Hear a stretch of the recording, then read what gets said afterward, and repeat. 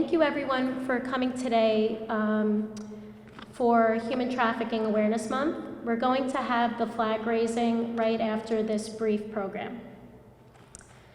My name is Corinne Murphy, and I'm a member of Rotary International, District 7490, where we focus on a multitude of community service projects. And these projects are done in Bergen, Hudson, and Passaic counties. We do have our district governor, John SUSANI, here today, who will speak about Rotary, so I will not go over that with you today. I also serve on the district's Rotarians Combating Human Trafficking and Slavery Committee. Before I begin, on behalf of Rotary, I would like to thank the City of Jersey City for allowing us to come here and spread awareness about human trafficking. This is a serious issue, and I'm so glad and appreciative that Jersey City understands that education is prevention. Educating the public on this topic absolutely will uplift the voices of those experiencing and living with this experience of human trafficking. If you or someone you know is experiencing human trafficking, or if you would like to leave an anonymous tip about suspected trafficking, you may call the National Human Trafficking Hotline at 1-888-373-7888. One may also text to 233-733 or live chat at humantraffickinghotline.org. Human sex and labor trafficking is happening worldwide. Rotarians are working on this in several countries, including Australia and India. And of course, we're working on it right here in the United States in New Jersey, including New Jersey. In 2020, I just want to go over the human trafficking hotline number that I talked about. In 2020, the hotline received 51,667 human trafficking cases nationwide. And out of those cases and phone calls and texts that they received, 615 of those cases came from New Jersey. That was in 2020. Experts are saying that due to COVID, all forms of violence and abuse are rising, and the phone lines and the phone calls are rising as well. So this is definitely happening during COVID. News has reported on human trafficking cases in suburban, rural, and urban areas throughout New Jersey. It is important to state that these are the only reported cases. There's so many cases that are happening that are unnoticed and not reported on. For example, in February 2021, NewJersey.com reported that 22 people were accused of running a human trafficking ring throughout New Jersey and in Rockland County in New York for 6 years. That was undetected for 6 years. So we know that we have cases right here in Hudson County and really throughout the world where this is happening. Rotary International has partnered with a nonprofit called Polaris, who manages the hotline as well. Polaris estimates that 25 million people are being trafficked worldwide, and about $150 billion is earned annually from global human trafficking profits. It occurs among all ages, genders, races, ethnicities, and socioeconomic classes. It's happening to everyone and everywhere. The median age of when trafficking first occurs is about 9 years old. The first experience with this tragedy. Citizens and foreign nationals have shown to both be experiencing human trafficking as well as being the perpetrators. For local governments, such as the City of Jersey City, to become educated and to be more involved, our committee can connect you with the New Jersey Human Trafficking Commission in Trenton, as well as the prosecutor's offices. I met the prosecutor here this morning, and I believe that Hudson County is well on board and doing the work. So again, I really appreciate that you allowed Rotary to come here and speak on this today. I only have a few more things to say. Rotary International District 740 works with the New Jersey Coalition Against Human Trafficking. They do work to combat human trafficking in a variety of ways. One of the best things I feel that they do is that they coordinate survivors to bravely speak online and in person to businesses and organizations about their lived experiences. It's so important to get the survivors' voices so you can really understand what happens to them. It's more than just the trauma itself, it's the after effects. They have to put their whole lives together. You have to hear it through a survivor's voice. I am not a survivor and I can't speak on their behalf. However, through Rotary's Interact clubs, high schoolers, and their Rotaract clubs, the college students, they work together with their peers under school advisor supervision on age-appropriate projects to educate themselves and the public while safely supporting survivors of human trafficking. Actually, Hudson County high schoolers have participated in these projects with Rotary. So Hudson County is really doing the work here. Our Rotary Committee can also come and speak on modern-day forms of slavery. We can provide survivor videos. We can provide law enforcement and professionals in the field as presenters. And we can do numerous other things that will be safe, educational, and provide volunteer opportunities to really support those and help those experiencing and living with this experience of human trafficking. For those who would like to learn more or support anti-human trafficking work, it is very important that you coordinate with professionals, not only for everyone's safety, but also to not actually have human trafficking happening more. It actually sometimes has a negative effect on breaking down the system. So it's really important to work with professionals. Don't do it on your own. Rotary does not do it on our own. I already mentioned a bunch of advocacy groups that we partner with. And also, of course, it's most important that before you do any work, that you listen to those with the lived experiences as a guide on what to do and what not to do. They're the ones living this or have lived this, and they can really help the professionals themselves to teach us what direction New Jersey needs to go into, and really all the states. To learn more, please email our committee at rchtascommittee@gmail.com, or check us out on Facebook, and that's Rotarians Combating Human Trafficking and Slavery. You may also go to Rotary.org.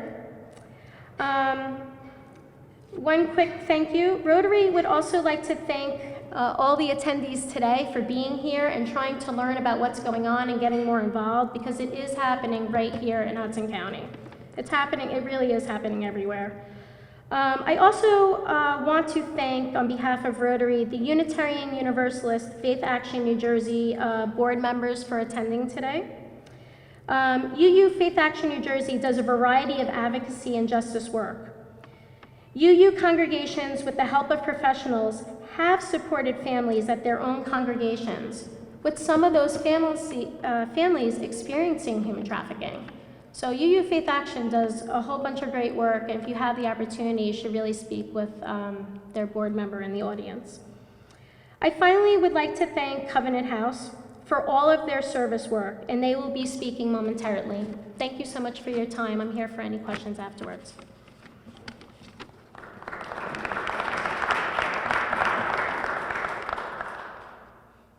Okay, so now we're going to have welcoming remarks. Unfortunately, Mayor Stephen M. Fulop, he could not join us this afternoon. He had an engagement, he had to be there. However, we are so grateful to now have Joyce Waterman, the council president, come and read the proclamation, and if she has any remarks, I'm sure she'll tell us. Thank you. Thank you. Good morning. Well, on behalf of the City Council, I would like to just welcome you to City Hall. You know, so often we do flag raisings, and flag raisings are always a symbol of freedom. But this time we're raising a flag of awareness and education, which is so important. And being, having ancestors who dealt with slavery, you know, I can relate to how ugly slavery is, whatever form it comes in. And so today is really an important day, because for anyone to be held against their will, it's horrible. especially when it comes to sex trafficking, which is a horrible thing. And I was listening to the statistics, and I just can't believe in the state of New Jersey we had over 600. So that lets us to know that we have to get the word out, and people have to be willing to say something. If you see something, say something. That is how you really defeat captivity, people who are captive. You have to be bold enough, and you have to have courage enough to speak out.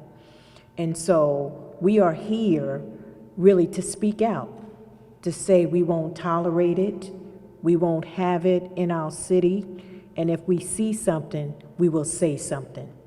So on behalf of the City Council, we stand with you as one to defeat this modern day slavery, which is just simply horrible, simply horrible. Now, I would like to take this opportunity to introduce two other council people who are here, because this issue is so dear to their heart, and it's so important. You know, the more we speak out, the more we can probably, you know, turn this ugly head on human trafficking. The first one that will come up and say a few words is the councilwoman from Ward A, Denise Ridley. And the second woman that will come up is the councilwoman from Ward B, MIRA PRINZ-AREY. And they both are Rotary members, which lets you know their commitment to humanity for all. So Councilwoman Denise, would you come up? And we will do the proclamations at the end. All right? Thank you. Good afternoon. Thank you all for being here. I am very happy to see Rotary here in City Hall talking about these important issues. You know, as a Rotarian, I'm a member of the Jersey City Club. We know that there's a lot of work to be done in this world, and we know that Rotary has been doing the work for many years. So today is a very special day for me to actually be here with you to raise the flag and to bring awareness to a topic that's so important. So, you know, to my fellow Rotarians, let's continue the good fight and remember to keep service above self.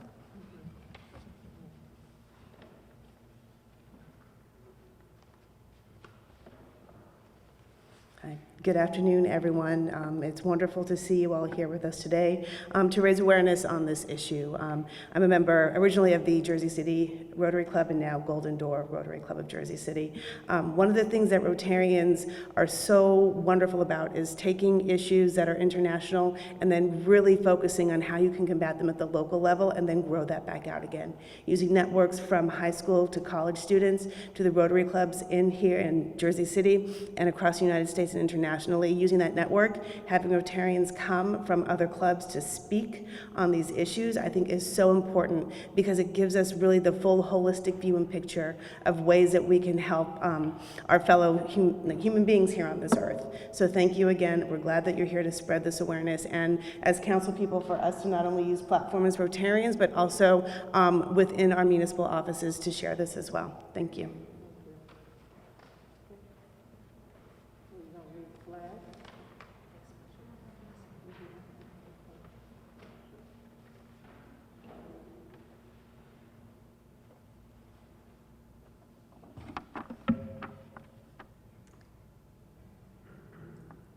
We will now have a special remarks from John SUSANI, who is the Rotary Governor, Rotary District 7490. Thank you, Karen. Good morning, everyone. First of all, I'd like to thank you very much for giving us the opportunity to come to your great city, and it is truly one of the best cities in the state. It's amazing what you have done, so I congratulate you. Rotary International and our district, 7490, is part of three particular counties: Bergen County, Passaic County, and Hudson County. Together, we fight to make the world a better place. I will not bore you with the number of statistics, but I will tell you, as you've heard from the council ladies, that Rotary makes the world a better place, and that's what we're here for. We start in cities like Jersey City, we go to Patterson, we go to Newark. We stop and we address all the violence, and of course, we try to stop slavery and sex trafficking. We not only do it here in our state, but it is worldwide. So I would say to you, as citizens of Jersey City and around the counties, to let everyone be aware of our fight, because our fight truly is yours. Thank you very, very much. Thank you.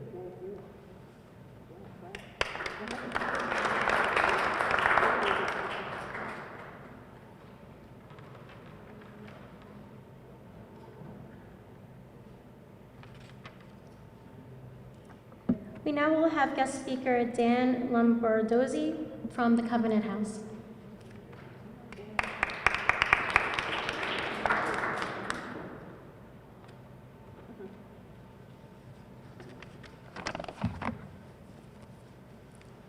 Good afternoon, ladies and gentlemen.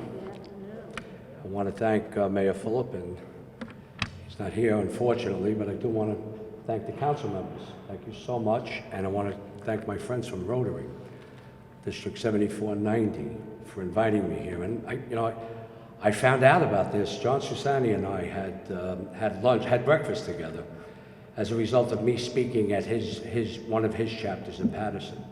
And I started to go on a roll about Covenant House and what we do. And one of the things, I said human trafficking, his head jerked and his eyes lit up. He says, wait a minute, I have to introduce you to CARINNE. So my new best friend is CARINNE.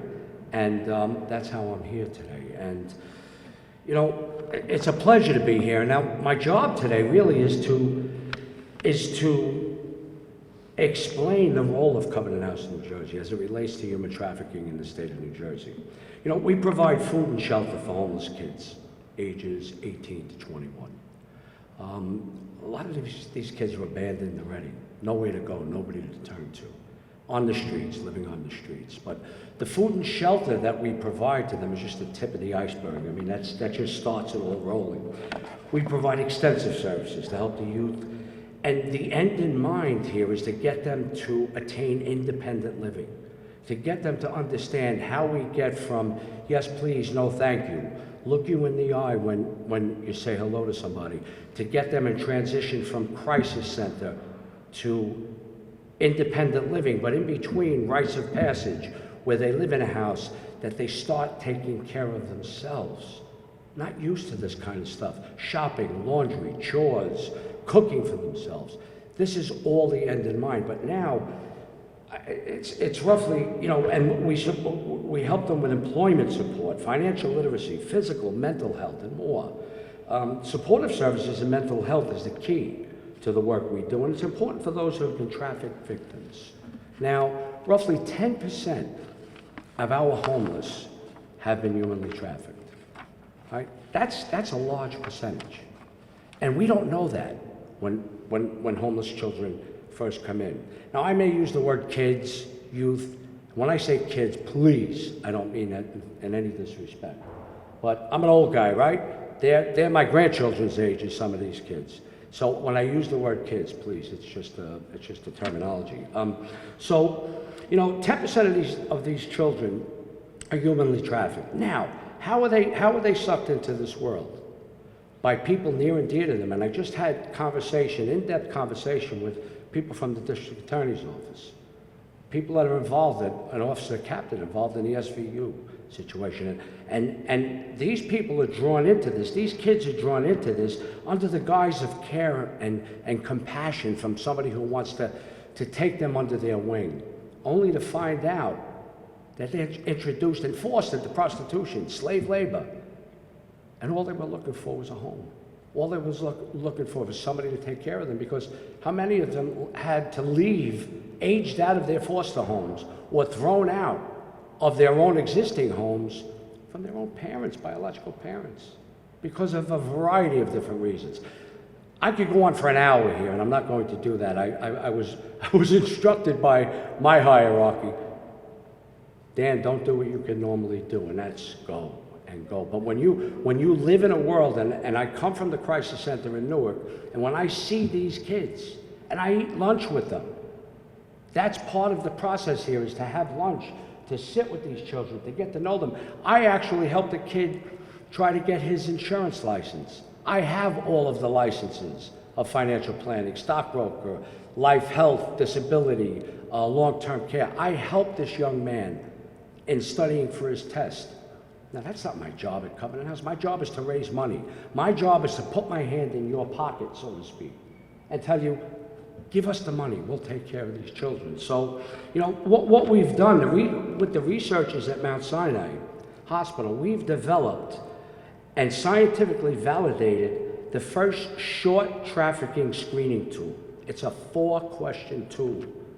And it can be used by the non-experts at Covenant House to kind of peel the onion back, to uncover how a person might have been trafficked. You think people are coming in wearing a sign, I'm homeless and I was humanly trafficked, I was exploited, I was sexually abused. No, they're not doing that. They're hiding behind that. So we have this tool. And you know what? The test is now used across Covenant House. Now, Covenant House is in 7 countries. We're in 7 countries, and we use this test because human trafficking has become more and more prevalent. Now, once identified, once I test positive on this test or answer a yes question in more than one of the questions, a yes answer, the youth is screened, and then they refer to our in-house licensed clinical specialist, our legal team, to try to help them. And based on the evaluation, we offer these kids services to meet their individual needs: group therapy, individual therapy, counseling.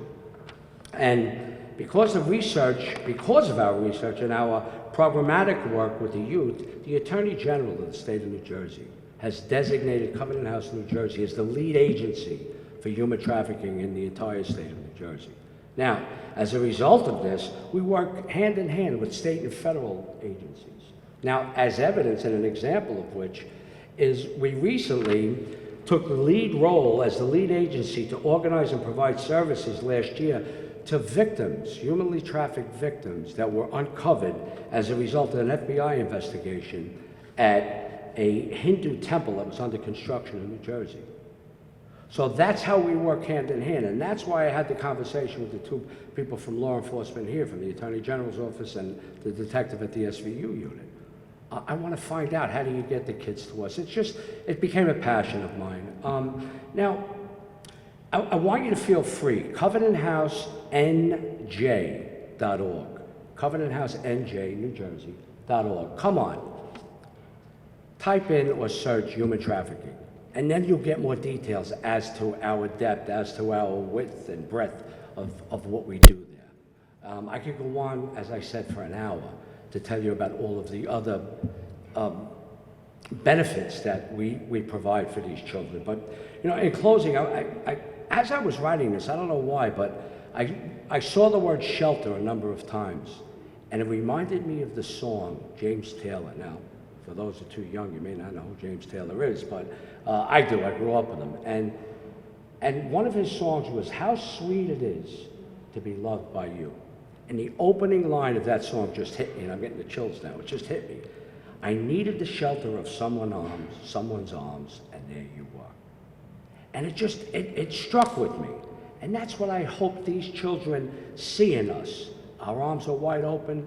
During this whole pandemic, we've been open 24/7. We will remain open, and our arms are wide open for anybody who needs the shelter of our arms. I want to thank you. Stay safe, and God bless all of you.